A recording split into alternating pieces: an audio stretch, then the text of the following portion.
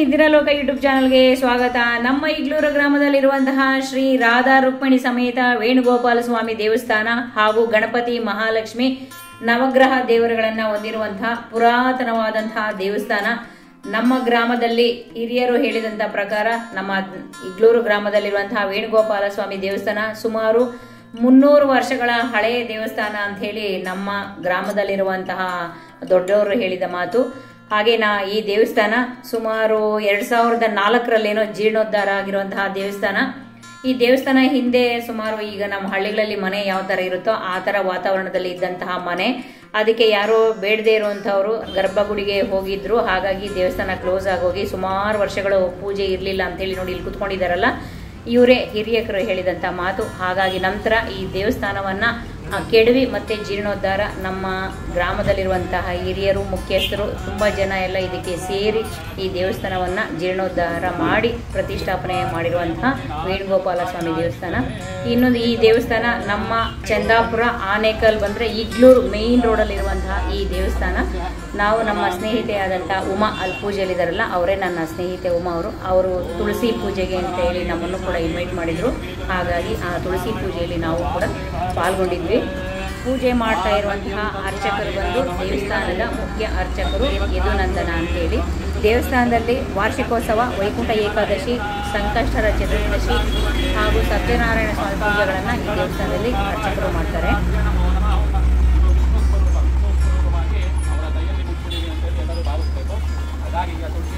ಸಮರ್ಪಣೆ ಆಗ್ತದೆ. ಓಂ ಮಾಂಗಲ್ಯಂ ತಂಧುನಾನೇನ ಜಗಜ್ಜೀವನ ಹೇತುನ ಕಂಠೇ ಬದ್ಧಾಮಿ ಶುಭಗೆ ಜಗಜ್ಭಕ್ತಾನಂ ಮಂಗಳಂ ಕುರುಂ ಭಕ್ತಾನಂ ಮಂಗಳಂ ಕುರುಂ ಭಕ್ತಾನಂ ಮಂಗಳಂ ಕುರುಂ. ಹರಿ ಓಂ ತುಳಸಿ ದೇವತಾಭ್ಯ ನಮೋ ನಮಃ. ಇದೇ ಶ್ರೀಮಾಂಗಲ್ಯಂ ಸಮರ್ಪಯಾಮಿ. ಈಗ ಮುತ್ತೈದರು ಬಂದು ಅರ್ಶನ ಕುಂಕುಮ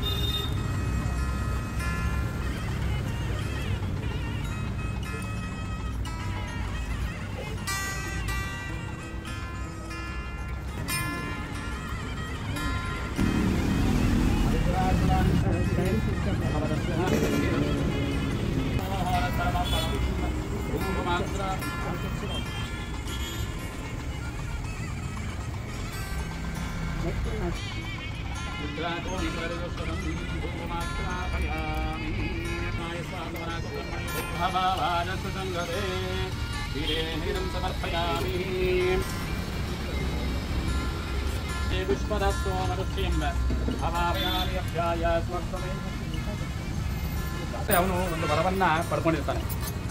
ನನ್ನ ಪತ್ನಿ ಎಲ್ಲಿಯವರೆಗೂ ಪತಿವ್ರತೆಯಿಂದ ಇರ್ತಾಳೋ ಅಲ್ಲಿಯವರೆಗೂ ನನಗೆ ಯಾವುದೇ ರೀತಿ ಯಾವ ಸಂಭವಿಸಬಾರದು ಅಂತೇಳಿ ಅವನು ವರವನ್ನ ಪಡ್ಕೊಂಡಿರ್ತಾನೆ. ಅದೇ ರೀತಿಯಾಗಿ ದೇವಾನ ದೇವತೆಗಳಿಗೆ ಆಗ ವಿಷ್ಣುವಿನ ಮೊರೆಗೆ ಹೋಗ್ತಾರೆ. ಯಾಕಂದ್ರೆ ವಿಷ್ಣು ಮಾಯೆಯಿಂದ ಏನು ಬೇಕಾದರೂ ಸಾಧಿಸ್ತಾನೆ. ಹಾಗಾಗಿ ಮಹಾವಿಷ್ಣುವಿನ ಹತ್ರ ದೇವಾನು ದೇವತೆಗಳು ಕೇಳಿದಾಗ ಆಗ ಮಹಾವಿಷ್ಣು ಏನು ಮಾಡ್ತಾನೆ, ಮಾಯೆಯಿಂದ ಜಲಂಧರ ರೂಪದಲ್ಲಿ ಹೋಗಿ ತನ್ನ ಪಾದಗಳಿಗೆ ಸ್ಪರ್ಶ ಮಾಡುವಂತೆ ಮಾಡ್ತಾನೆ. ಯಾರಿಗೆ? ವೃಂದ. ಆಗ ವೃಂದ ಅಂತಕ್ಕಂಥ ಹೆಸರಿರುತ್ತೆ ತುಳಸಿಗೆ. ಆಗ ವೃಂದಾದೇವಿ ಏನು ಮಾಡ್ತಾರೆ, ವಿಷ್ಣುವಿನ ಪಾದಕ್ಕೆ ಸ್ಪರ್ಶ ಮಾಡ್ಕೊಳ್ತಾರೆ. ಸ್ಪರ್ಶ ಆಗಿದ ತಕ್ಷಣ ಗೊತ್ತಾಗುತ್ತೆ ಇದು ಜಲಂಧರ ಅಲ್ಲ, ಇದು ವಿಷ್ಣು ಅಂತೇಳಿ. ಆಗ ಮಹಾವಿಷ್ಣುಗೆ ಶಾಪವನ್ನ ನೀಡ್ತಾಳೆ, ನೀನು ಸಾಲಿಗ್ರಾಮವಾಗೋಗು ಅಂತೇಳಿ. ಅಂದ್ರೆ ನೀವು ಯಾವ ರೀತಿ ಸಾಲಿಗ್ರಾಮದ ಕಲ್ಲನ್ನು ನೋಡ್ತಿರೋ ಅದು ಸಾಲಿಗ್ರಾಮ ಆಗೋದು ಯಾವಾಗ ಅಂದ್ರೆ ಆ ವೃಂದಾದೇವಿಯ ಶಾಪದಿಂದ. ಹಾಗಾಗಿ ಸಾಲಿಗ್ರಾಮ ಆಗೋಗ್ತಾರೆ. ಆಗ ಏನಾಗುತ್ತೆ ಅಂದ್ರೆ ತುಳಸಿ ದೇವಿ ಮಹಾವಿಷ್ಣುವಿನ ಭಕ್ತಿ ಆಗಿರ್ತಾಳೆ. ಅಯ್ಯೋ ಎಂತ ತಪ್ಪು ಮಾಡಿದ್ನಲ್ಲ ನಾನು ಅಂತೇಳಿ ಮತ್ತೆ ಮಹಾವಿಷ್ಣುವಿನ ಜಪ ಮಾಡಿ ಭಗವಂತನಲ್ಲಿ ಕ್ಷಮೆಯನ್ನು ಕೇಳ್ತಾರೆ. ಮಹಾವಿಷ್ಣು ನಂದು ಮಹಾಪರಾಧದಲ್ಲಿ ಕ್ಷಮಿಸಪ್ಪ ಅಂತ ಕೇಳಿದಾಗ ಆಗ ಮಹಾವಿಷ್ಣು ಹೇಳ್ತಾನೆ, ತುಳಸಿ ದ್ವಾದಶಿಯಲ್ಲಿ ವಿವಾಹವನ್ನ ಮಾಡ್ಕೊಳ್ತೇನೆ. ನನ್ನ ಭಕ್ತಿಯಿಂದ ನನ್ನನ್ನು ಪ್ರತಿ ಸದಾಕಾಲ ನನ್ನ ಪೂಜೆ ಮಾಡ್ತಿರ್ತೀಯ ಹಾಗೂ ಜಪವನ್ನ ಮಾಡ್ತಿರ್ತೀಯ. ಆದ್ರೆ ಒಂದು ಸಲುವಾಗಿ ನಾನು ಏನು ಮಾಡ್ತೀನಿ, ನಿನಗೆ ಯಾವುದೇ ರೀತಿಯ ತೊಂದರೆಗಳನ್ನು ಕೊಡೋದಿಲ್ಲ, ವಿವಾಹವನ್ನ ಆಗ್ತೇನೆ. ಯಾಕೆಂದ್ರೆ ನಿನ್ನ ಪಾತಿವ್ರತೆಯನ್ನ ಹಾಳು ಮಾಡಿದ್ದಕ್ಕಾಗಿ ಅಂತ. ಕೇವಲ ಪಾದಸ್ಪರ್ಶದಿಂದ ಮಾತ್ರ ಯಾವ ಒಂದು ಪರಪುರುಷನನ್ನೂ ಸಹ ಅವಳು ಮುಟ್ಕೊಳ್ಳೋದಿಲ್ಲ. ಕೇವಲ ಪಾದಸ್ಪರ್ಶದಿಂದ ಆ ರೀತಿಯಾಗಿ ಭಾವಿಸ್ತಾ ಇರ್ತಾಳೆ ಅವಳು. ಅದಕ್ಕೋಸ್ಕರ ಏನು ಮಾಡ್ತಾರೆ ಮಹಾವಿಷ್ಣು, ಪಾದಸ್ಪರ್ಶದಿಂದ ನೀನು ಈ ರೀತಿಯಾಗಿ ಭಾವಿಸ್ತಾ ಇದ್ದೆ ನಿನ್ನ ಪಾತಿವ್ರತೆಯನ್ನ, ಹಾಗಾಗಿ ನಾನು ನಿನ್ನ ವಿವಾಹವನ್ನ ಆಗ್ತೇನೆ ಅಂತೇಳಿ ಏನು ಮಾಡ್ತಾನೆ, ಮುಂದಿನ ಜನ್ಮದಲ್ಲಿ ತುಳಸಿಯಾಗಿ ಬಾ, ನಾನು ನಿನ್ನನ್ನು ಇದೇ ಸಾಲಿಗ್ರಾಮದ ರೂಪದಲ್ಲಿ ವಿವಾಹವನ್ನು ಆಗ್ತೇವೆ ಅಂತೇಳಿ. ಅದೇ ರೀತಿಯಾಗಿ ಸಾಲಿಗ್ರಾಮವನ್ನಾಗಲಿ ಅಥವಾ ನೀವು ನೋಡ್ತಿರ್ತಕ್ಕಂಥ ನಲ್ಲಿಕಾಯಿ ಗಿಡದಿಂದ ವಿವಾಹವನ್ನು ಮಾಡೋದು. ಮತ್ತು ಸಾಲಿಗ್ರಾಮ ಕಥೆ ಹೇಳಿದ್ವಿ. ಈಗ ಅದೇ ನಲ್ಲಿಕಾಯಿ ಗಿಡಕ್ಕೆ ಯಾಕೆ ಇಟ್ಟಿದ್ದೀರಾ ಅಂತ ಹೇಳಿದಾಗ ಇನ್ನೊಂದು ಕಥೆ ಇದೆ. ಒಂದು ಸಲ ಅಮೃತ ಕಲಶವನ್ನು ಭಗವಂತ ತಗೊಂಡು ಬರ್ತಾ ಇರ್ತಾನೆ. ಅಮೃತ ಕಲಶ ಸಮುದ್ರ ಮಂಥನದಿಂದ ಅಮೃತ ಕಲಶವನ್ನು ತರ್ತಿರಬೇಕಾದ್ರೆ ಆಗ ಮಹಾವಿಷ್ಣುವನ್ನ ಮೋಹ ಮಾಡ್ತಾಳೆ. ಅಂದರೆ ಯಾಕಂದರೆ ಮೊದಲೇ ಭಗವಂತ ಮಹಾವಿಷ್ಣು ವರವನ್ನು ಕೊಟ್ಟಿರ್ತಾನಲ್ಲ, ಅದೇ ರೀತಿಯಾಗಿ ಅವನನ್ನು ನೋಡಿದಾಗ ಮೋಹ ಬರುತ್ತೆ. ಯಾರಿಗೆ? ತುಳಸಿ ದೇವಿಗೆ. ಆಗ ವೃಂದ ಆಗಲೂ ಸಹ ವೃಂದ ಅಂತ ಹೇಳಿದಾಗ ಏನಾಗುತ್ತೆ ಅಂದರೆ ಮೋಹಿಸಿದಾಗ ಆಗ ಮಹಾವಿಷ್ಣು ಹೇಳ್ತಾನೆ, ನಾನು ನಿನ್ನ ಮುಂದಿನ ಜನ್ಮದಲ್ಲಿ ವಿವಾಹ ಮಾಡ್ಕೊಳ್ತೇನೆ ಅಂತೇಳಿ ಹೇಳ್ತಾರೆ. ಸರಿ, ಆಗ ಲಕ್ಷ್ಮಿ ಕಂಡು ಏನು ಮಾಡ್ತಾರೆ, ಲಕ್ಷ್ಮಿ ಆಕೆಯನ್ನು ಕಂಡು ನೀನು ಗಿಡವಾಗಿ ಹೋಗು ಅಂತೇಳಿ ಶಾಪವನ್ನು ನೀಡ್ತಾರೆ. ಆಕೆ ಏನು ಮಾಡ್ತಾಳೆ, ಒಂದು ವೃಂದದ ಹತ್ರ ಒಂದು ಗಿಡವಾಗಿ ಹೋಗ್ತಾಳೆ. ಆದರೆ ವೃಂದ ಮಾಡಿರ್ತಕ್ಕಂಥದ್ದು ಯಾರು ಅಂದರೆ ಪಾರ್ವತಿ ದೇವಿ. ಪಾರ್ವತಿ ದೇವಿಗೆ ಎಲ್ಲವೂ ಗೊತ್ತಿರುತ್ತಲ್ಲ, ಲಕ್ಷ್ಮಿ ಏನೋ ಕೋಪದಿಂದ ಆ ರೀತಿಯಾಗಿ ಶಾಪ ಕೊಟ್ಟಿದ್ದಾಳೆ. ಆದರೆ ಪಾರ್ವತಿ ದೇವಿಗೆ ಗೊತ್ತಿರೋದ್ರಿಂದ ಏನು ಮಾಡ್ತಾಳೆ, ಒಂದು ವೃಂದವನ್ನು ಕಟ್ತಾಳೆ. ವೃಂದವನ್ನು ಕಟ್ಟಿ ಮಹಾವಿಷ್ಣುಗೋಸ್ಕರ ಈ ಒಂದು ನಲ್ಲಿಕಾಯಿ ಗಿಡವನ್ನು ನೆಡ್ತಾಳೆ. ಹಾಗಾಗಿ ನಲ್ಲಿಕಾಯಿ ಗಿಡಕ್ಕೆ ದ್ವಾದಶಿಯಿಂದ ತುಳಸಿಯಿಂದ ನಾವು ವಿವಾಹವನ್ನು ಮಾಡ್ತಕ್ಕಂಥದ್ದು ಅದೇ ಉದ್ದೇಶ. ಅದೇ ರೀತಿಯಾಗಿ ನಿಮಗೆ ಕೃಷ್ಣ ತುಳಸಿ ನಿಮಗೆ ಗೊತ್ತಿದೆ. ಕೃಷ್ಣ ತುಳಸಿ ಯಾಕೆ ಬಂತು ಆ ಹೆಸರು ಅಂದರೆ ಆ ಕೃಷ್ಣನಿಗೆ ವಿವಾಹವಾಗೋದ್ರಿಂದ, ಮಹಾವಿಷ್ಣುವಿಗೆ ವಿವಾಹವಾಗೋದ್ರಿಂದ ಕೃಷ್ಣ ತುಳಸಿ ಅಂತಕ್ಕಂಥದ್ದು ಬಂದಿರೋ ಆಯಿತಾ. ಹಾಗಾಗಿ ಇರೋ ಸ್ಥಳದಲ್ಲೇ ಪ್ರದಕ್ಷಿಣೆ ಮಾಡ್ಕೊಳ್ಳಿ ಎಲ್ಲರೂ. ತಸ್ಮಾತ್ ಕಾರಣವೇಣ ರಕ್ಷ ರಕ್ಷೋ ಜನಾರ್ದನ ಸುಖೀ ಭವ ಸುಖೀ ಭವ. ತುಳಸಿ ಮತ್ತೆ ವಿಷ್ಣು ತುಳಸಿ ಎರಡು ಇಡಬೇಕಾ? ಇಲ್ಲ ಶ್ರೀ ತುಳಸಿ ಕೃಷ್ಣ ತುಳಸಿ ಅಂತ ಬರೋದು ಆಕ್ಚುಲಿ ಅದಿರೋದು. ಅದು ವಿಷ್ಣು ತುಳಸಿ ಕೃಷ್ಣ ಅಂತ. ಕೃಷ್ಣ ತುಳಸಿ ಭಾಳ ಶ್ರೇಷ್ಠ. ಅಂದರೆ ಕೃಷ್ಣ ಅಂದರೆ ಕಪ್ಪಗಿರೋದು ಅದೇ ಕೆಲವರು ಎರಡು ಇಡಬೇಕು ಅಂತ ಹೇಳ್ತಾರೆ. ಕೃಷ್ಣ ಮತ್ತು ಇವ್ರಿಗೆ ಮಾತ್ರ ಸಂಬಂಧಪಟ್ಟಿದ್ದು. ಇದು ಶ್ರೀ ಆದ್ಮೇಲೆ ಅದೇನಾಗುತ್ತೆ ಅಂದರೆ ಶ್ರೀ ತುಳಸಿ ಅಂತ ಬಂದಮೇಲೆ ಅದು ತುಳಸಿನೇ ಆಗುತ್ತೆ. ಅವಾಗ ಏನಾಗುತ್ತೆ ಅಂದರೆ ಇವಾಗ ಕೃಷ್ಣ ತುಳಸಿ ಇದ್ದಾಗ ಜೊತೆಯಲ್ಲಿ ಶ್ರೀ ತುಳಸಿ ಇರಬೇಕು ಅಂತ ಹೇಳ್ತಾರೆ. ಅರ್ಥ ಆಯ್ತು. ವಿವಾಹ ಸಂದರ್ಭದಲ್ಲಿ ನೋಡಿದ್ದು ನಮಗೆ ಸಹಜವಾಗಿ ಒಂದು ಮಾತ್ರ ಅರ್ಥ ಆಯ್ತಾ.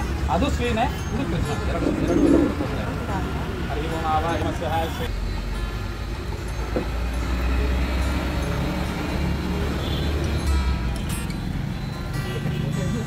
ಸರಿ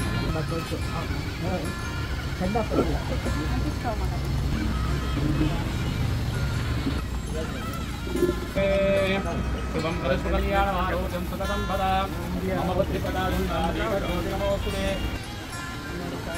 ಆನಂದಕರಃ ದಿವ್ಯಮಂಗಳಾನಿ ಜ್ಯೋತಿಂ ಸಂದರ್ಶಯಾಮಿ ಪ್ರತ್ಯತ್ಪಯಾರಥಾಲೋಕಾ ದೇವಿ ತ್ವಂ ವಿಷ್ಣಾಃ ಧೃತಮಶ್ರೀರ ತುಳಸಿ ದೇವ್ಯೈ ನಮಃ ವಂದನಾಯ ಮಾಂ ದೇವಿಂ.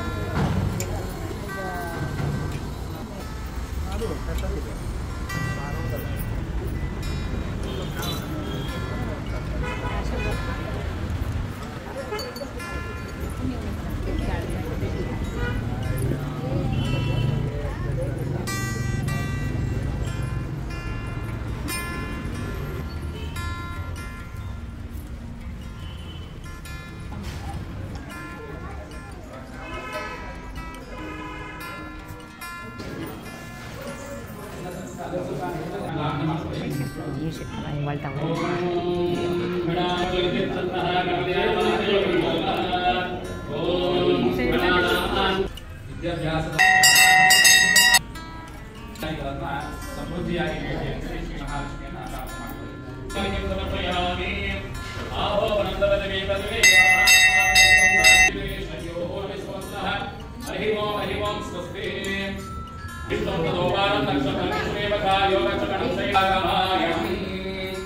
पूर्वं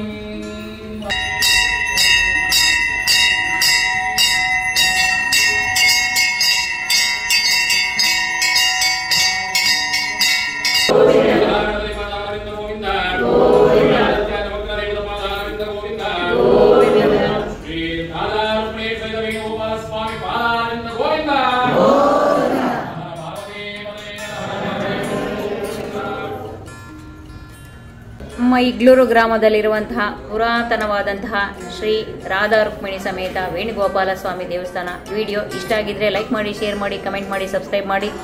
ಇನ್ನು ಯಾರೆಲ್ಲ ವಿಡಿಯೋ ನೋಡ್ತಾ ಇಲ್ಲ ದಯವಿಟ್ಟು ವಿಡಿಯೋ ನೋಡಿ ಸಪೋರ್ಟ್ ಮಾಡಿ, ಸಬ್ಸ್ಕ್ರೈಬ್ ಮಾಡಿ. ವಿಡಿಯೋ ನೋಡೋಂಥವ್ರಿಗೆ ತುಂಬ ಧನ್ಯವಾದಗಳು. Thank you. ಮುಂದಿನ ವಿಡಿಯೋದಲ್ಲಿ ಸಿಗ್ತೀನಿ. ಬಾಯ್ ಬಾಯ್.